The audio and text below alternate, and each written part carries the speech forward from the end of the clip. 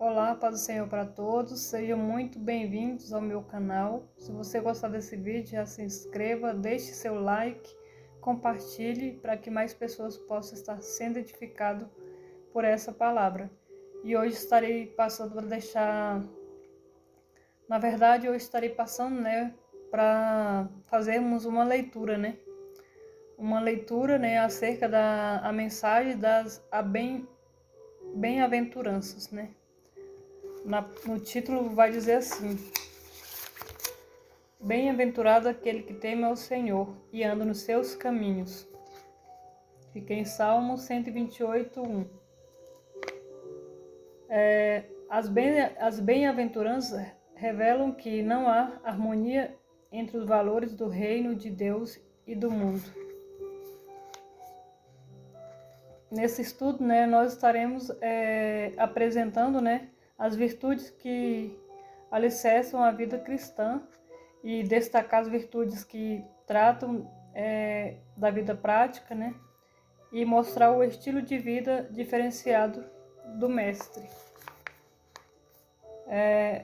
Em Mateus 5, do capítulo 4 até o versículo 10, vai dizer assim: Bem-aventurados os que choram, porque eles serão consolados. Bem-aventurados os mansos, porque eles herdarão a terra. Bem-aventurados os que têm fome e sede de justiça, porque eles serão fartos. Bem-aventurados os misericordiosos, porque eles alcançarão misericórdia.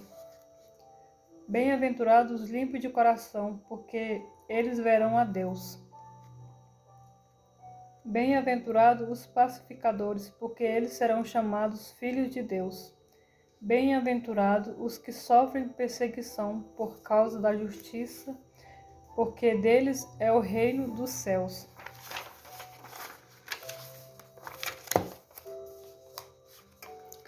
Na introdução, do nosso estudo de hoje, vai falar assim: as bem-aventuranças nos ensinam claramente como os valores transmitidos por Jesus Cristo são contrários àqueles adotados pelo mundo. O que é virtude? Vai falar sobre a virtude que alicerçam a vida cristã. Nós vamos saber o que significa, a virtude que alicerça a vida cristã. Cada bem-aventurança descrito por Jesus é consequência de uma atitude adotada, a qual expressa os valores que norteiam todos os que procuram viver segundo as leis do reino de Deus. Fica em Mateus 5:48, Vai falar, sobre as bem-aventuranças, como eu acabei de ler atrás, Aqui nesse estudo eu vou abordar apenas, o que estará falando, sobre o tema. Não vou entrar na Bíblia porque vai ficar muito longo, O alicerce de toda a felicidade. A pobreza de espírito é a principal virtude de todo o ensino das bem-aventuranças. Essa virtude se assemelha a uma rocha cuja casa é edificada, onde todos os fatores externos podem agredi-la e sequer abalar sua estrutura. Todos os demais se debruçam sobre ela.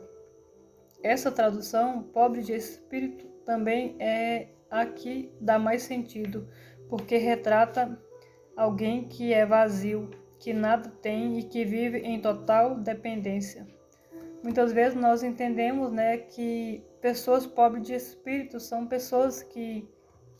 aquelas pessoas que têm muito dinheiro, e maltratam as pessoas, e se sente pobre, E também aquelas pessoas maltrapilham, mas aqui na palavra do Senhor, ela fala totalmente diferente, acerca do que é ser pobre de espírito, Ser pobre de espírito é a pessoa ser vazio de nós mesmos, e dependemos totalmente do Senhor. É isso que Deus deseja ver em seus filhos. Pessoas autossuficientes não contam com a ação, com a graça, e também não ensinam como somos dependentes de Deus. Hoje em dia, infelizmente, né, irmãos, o mundo nos ensina muitas coisas, né? Que nós dependemos ser autossuficientes, confiar somente em nós mesmos, né? E não depender de ninguém, né? Ou seja, as pessoas, né, estão vivendo no jeito que elas estão deixando Deus de lado, né? Elas apenas estão sendo dependentes por ela mesma. Às vezes muita gente acontece alguma coisa e fala assim: foi sorte, não é sorte, foi Deus, né? Elas querem colocar, né, como que aquilo que aconteceu fosse apenas uma sorte, que não foi Deus, né? Ela conseguiu pelo mérito dela e não pela ajuda do Senhor, né?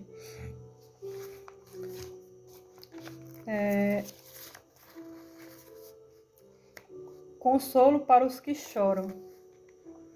Quem nesse mundo nunca chorou?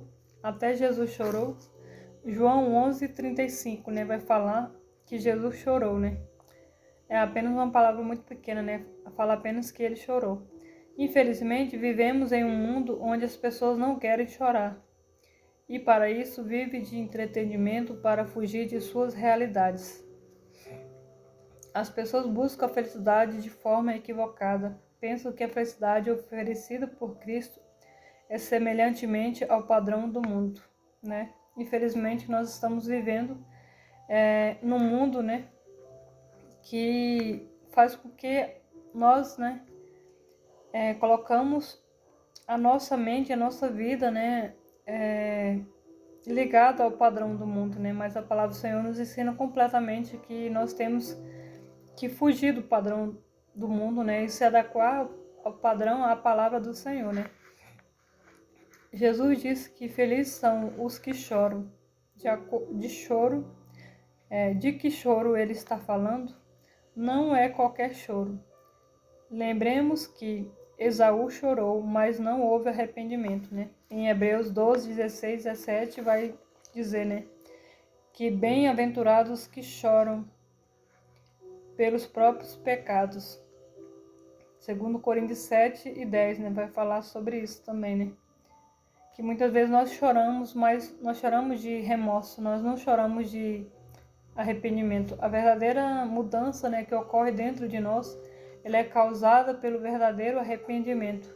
Quando nós arrependemos de verdade, né, pelo ato que nós cometemos, né, e o Senhor ali, ele nos transforma, né, de dentro para fora, né. Há uma conexão com a bem-aventurança anterior, pobres de espírito. A consciência de nosso estado deve nos conduzir ao quebrantamento e à contrição. Como eu acabei de falar, né? Quando houve, né, um quebrantamento de verdade, né? Ali acontece uma verdadeira mudança dentro de nós, né? Bem como chorar pelos estado espiritual ou tristeza de outros. Romanos 12:15 e 2 Coríntios 12:21, né? Vai falar sobre isso, né?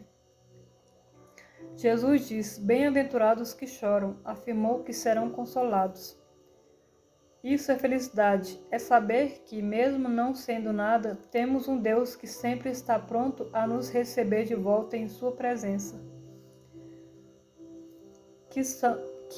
Que não há limite quando buscamos sua face de todo o coração. Jeremias 29:13, né? Vai falar sobre isso. Quando alguém chega aos pés de Jesus e começa a chorar e a dizer: tem misericórdia de mim, crendo nele, né, será abençoado com o perdão. Ser consolado é receber todos os benefícios da parte de Deus, tanto nessa vida quanto na eternidade, né? Glória a Deus por isso, né? Como Jesus é maravilhoso, né, irmãos? Aqui vai falar, né, no 1.3, vai falar sobre a herança dos mansos, né?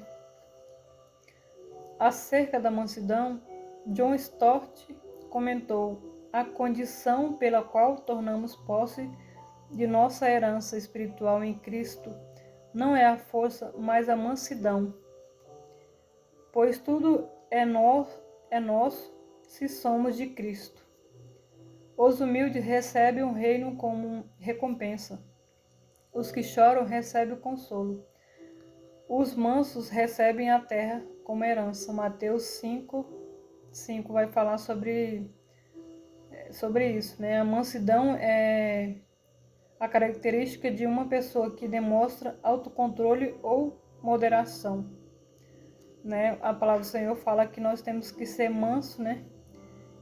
E humilde, né? Como Jesus, seguir o exemplo de Jesus, né?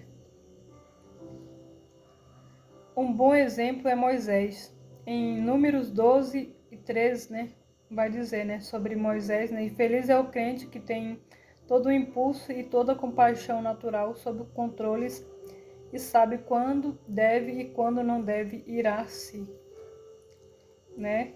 A palavra do Senhor também fala que nós irai-vos e não pequeis, né? Não colocai o sol sobre a vossa ira, nem deslugar o diabo, né? Nós temos que irar, mas não pecar, né? Ser manso é ter consideração e ser cuidadoso ao lidar com os outros. A mansidão nos ajuda a vegar em nossos relacionamentos com os outros. Ela aparece quando interagimos com as pessoas ou ao nosso redor, quando determinamos como tratar os outros, quando temos uma compreensão clara de nosso relacionamento com Deus, que nos ama e nos desafia a uma vida ausente de orgulho. 1 João 2,16, né? Não estou indo lá para a referência da Bíblia, irmãos, para esse vídeo não ficar muito longo, né?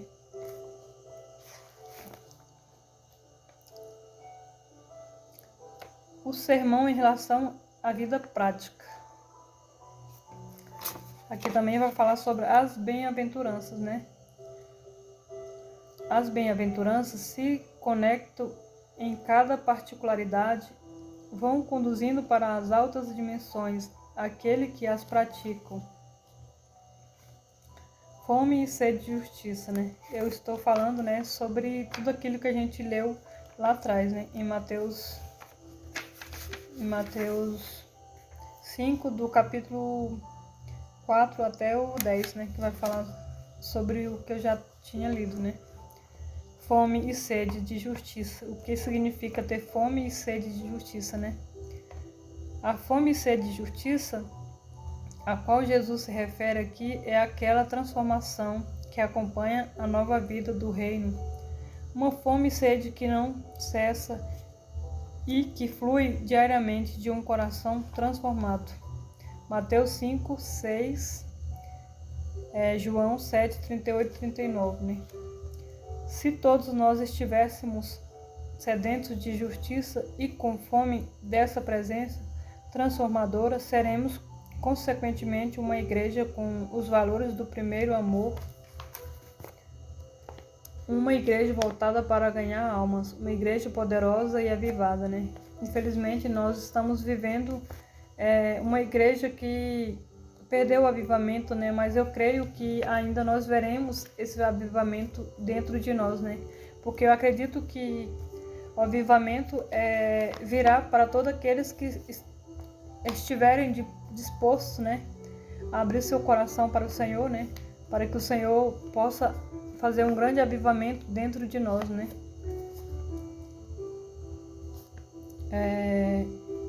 Os misericordiosos. Essa bem-aventurança apresenta um novo estágio na vida cristã.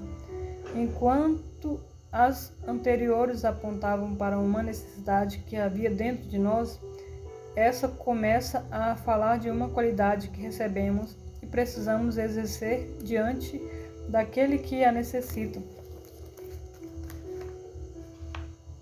Ela fala dos exercícios da misericórdia, e isso tem a ver com o caráter cristão. A maioria das pessoas vive tão preocupada com seus próprios sentimentos que não restam tempo nem energia disponível para se preocupar com os sentimentos dos outros, né? Infelizmente, nós estamos vivendo, né, num mundo assim, né, onde as pessoas não param para ouvir outras pessoas, né? Infelizmente tem muitas pessoas necessitando, né, depressivos, precisando, né, desabafar com alguém. Infelizmente as pessoas estão tão apressadas em tudo nos seus afazeres diários em casa e não dão atenção para as pessoas, né, devida. Eu sou uma pessoa assim, que onde eu estou no terminal, estou em qualquer lugar, eu gosto de ouvir as pessoas, sejam elas mais novas, sejam elas mais de idade, né. Muitas vezes estou dentro do ônibus e as pessoas ali acaba contando a sua vida toda para mim, né, e acredito que vê confiança na gente, né, e conta a sua história, né, e ali a gente conhece, né, cada situação que as pessoas está passando, né, e isso é muito bom, né, irmãos, que hoje em dia as pessoas não gostam, né, de ouvir o outro, né, infelizmente, né. Essa bem-aventurança nos ensina que feliz é a pessoa que se coloca no lugar de outra, que se compadece, sentindo em si mesma a dor alheia. Provérbios 14, 21, 19, 17. Mateus 5, 7, né? Infelizmente também, irmãos, está faltando muito, né, empatia, né, no mundo que nós estamos vivendo, né? A falta de amor está tão grande que as pessoas não têm mais empatia pelo outro, né? Se está tudo bem comigo, o outro não me interessa, e isso é muito triste, né? Porque isso é muito triste porque as pessoas perderam o amor, né, pelas pessoas, não tem mais compaixão, né, e não se compadece pela dor do outro, né. Aqui vai falar assim, né, o tema da misericórdia ocupa um lugar fundamental na Bíblia, porque em sua grande compaixão, Deus manifesta na vida dos seres humanos, falhos e pecadores, as riquezas da sua benignidade e paciência e longanimidade, né? Ser paciente com a pessoa e longânimo, né? Da mesma forma, os compassivos são aqueles que perdoam os culpados e são amáveis com os necessitados e os que sofrem. Em contraste com os líderes religiosos que eram sem misericórdia, Jesus elogia os misericordiosos e afirma que receberão na mesma moeda e compaixão, a compaixão que expresso para com o outro, né? Aqui, né, nesse assunto, né, eu vou lembrar, né, a história do bom samaritano, né?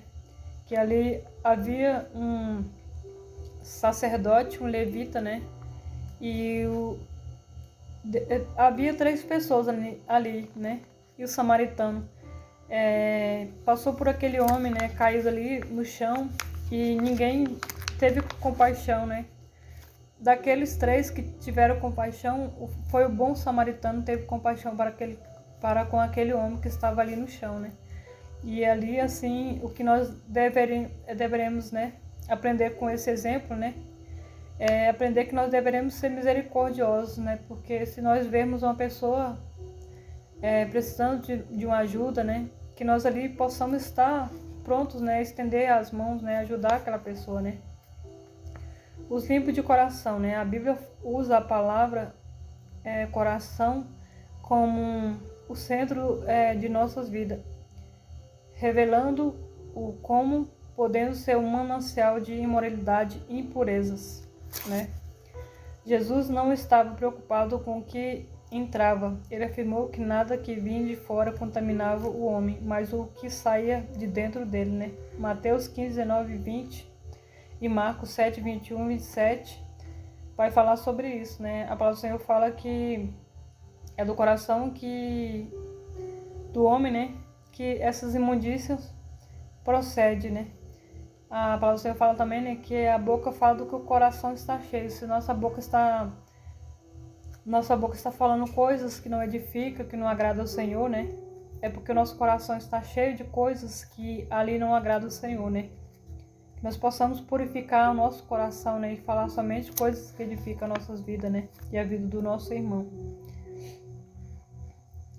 E também, né, é do nosso coração que procede a fonte do bem e do mal, né?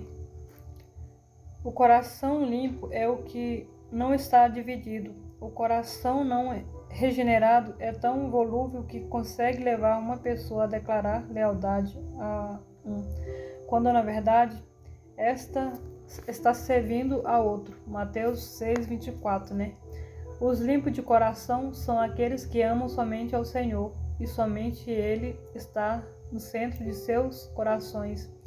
Esse é o grande mandamento, né? Mateus 12:30, né, vai falar sobre isso, né? Que o pecado originou, né? O pecado original causou, né, na raça humana algo bem maior do que podemos imaginar, né? Que foi a destruição das nossas vidas, né? Deixou, né, algo imundo em nossas almas que precisavam ser tratados e vigiados, e cada instante para não nos surpreender. O problema humano sempre estará no coração, na alma humana. É dele de onde procede todas as saídas da vida, né?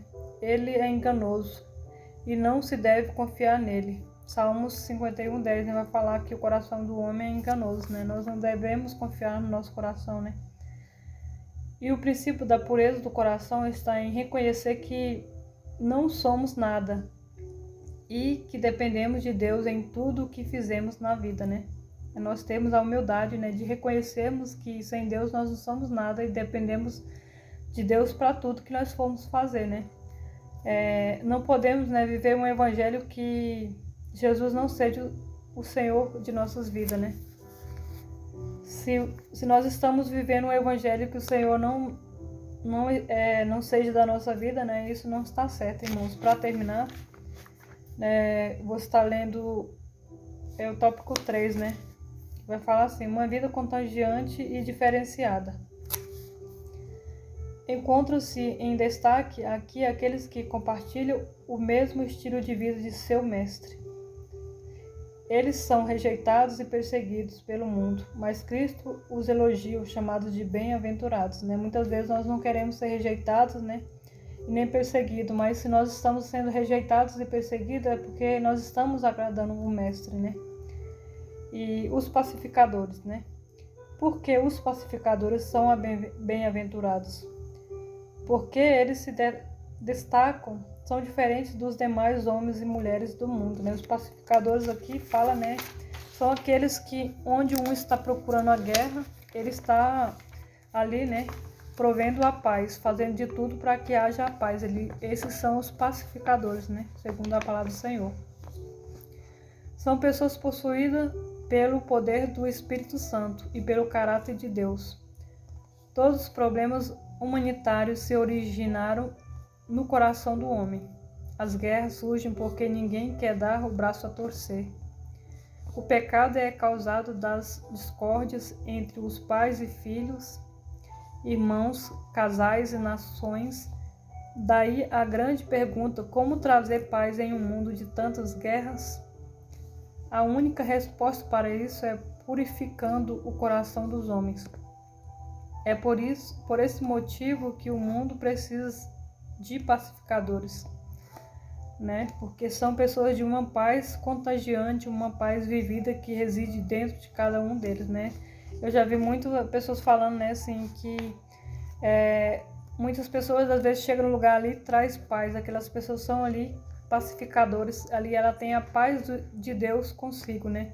Ali ela transmite paz, né? A paz do Espírito Santo conosco, né? Um pacificador, teoricamente, deve ser um homem de coração limpo, né? Um homem que não tem malícia no seu coração, não deseja mal para o outro, não tem inveja, nem o sentimento de coisas ruins dentro do coração, né?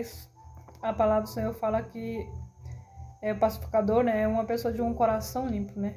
Que hoje em dia é raro, né, ver isso, mas ainda existe pessoas que são guiadas pelo Espírito Santo, né? E nesse caso é complicado afirmar que uma pessoa que ainda não tenha sido transformada é sarada por Cristo, seja capaz de trazer a paz às nações, visto que ela mesma ainda não encontrou essa paz, né? Nesse caso, o tal só poderá apaziguar a calma momentaneamente e anunciar e nunca pacificar, né? Aquelas pessoas que só traz paz naquele momento, né? E nunca pode pacificar porque ela não tem paz, né? A falsa paz, né? O pacificador do qual falamos aqui é aquele liberto do seu eu e liberto dos seus interesses próprios. Que o Senhor envie pacificadores para a sua seara. Amém. Glória a Deus. Romanos 10:15, né? os perseguidos por causa da justiça. Acerca da perseguição, John Stott diz: não há dúvida que a perseguição é simplesmente um conflito entre dois sistemas de valores irreconciliáveis, né? Essa bem-aventurança fala de perseguição sobre aquele que exerce a justiça, Mateus 5,10, né? Alguns cristãos realmente estão sofrendo não somente perseguições, mas até a morte. Em determinados países onde o evangelho é proibido, por outro lado, muitos crentes estão sofrendo hoje, não pela grande obra que pensam estar realizando, mas para Deus, e sim por causa de situações que eles mesmos criam sem a direção de Deus, né? Por isso nós temos que ter a sabedoria, né? Deixarmos ser guiados pelo Espírito de Deus, né? E ser direcionado pela a presença do Senhor, né? Em nossas vidas, né? Então, irmãos, esse era o estudo que eu queria deixar para que nós possamos estar aprendendo, né, sobre a palavra do Senhor. Ficou um pouco longo, né? Mas é necessário, né?